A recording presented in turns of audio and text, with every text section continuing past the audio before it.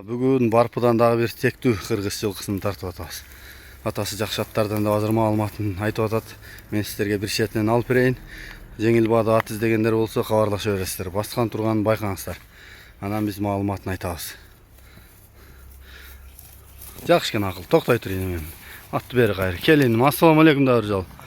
Бул аттын маалыматын бир четинен бере берели. Бул ат ушу кыргыз жылкынын баласы. Энеси данча экен, руштан коюп алган экен. Ошо өзүдөн эле атасы дагы. Атасы чоң сары ат экен да. Мен колума келип калды. 1 жылдан бери багытам. Мен алганда кичинерээк эле. Азыр жашы 3 жаш болду. Бышты.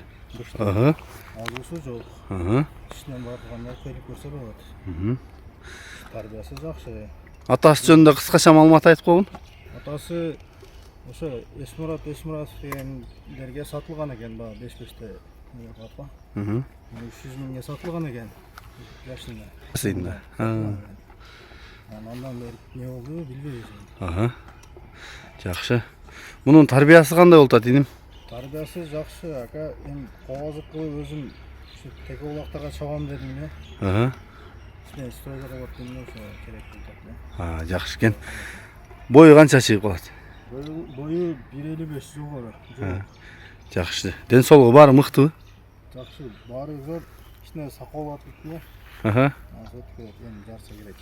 Жакшы. Азуу жок экен, а? Пышты 3 жаш. Жоон жолпу пышты экен да. Маңдайы, омуру, туяктары. Толобу? Чарчык экен да, квадрат экен атын. Эми акыл, арчаң көрсөтөлүп жаткан. Жогору астыран атын оңго солго кайрып, кагып көрсөтүп койсоң болот. Атасы 300 миңге сатылган экен. Эшмураттарга. Атасынын сүрөтүн дагы кошуп атам. Энеси данча экен. Өзү өспүрүм экен. Дагы баштап тарбиялап алам десеңер мына. Көрүп атасыңар фигураны. Жоон жолпу көрүнөт.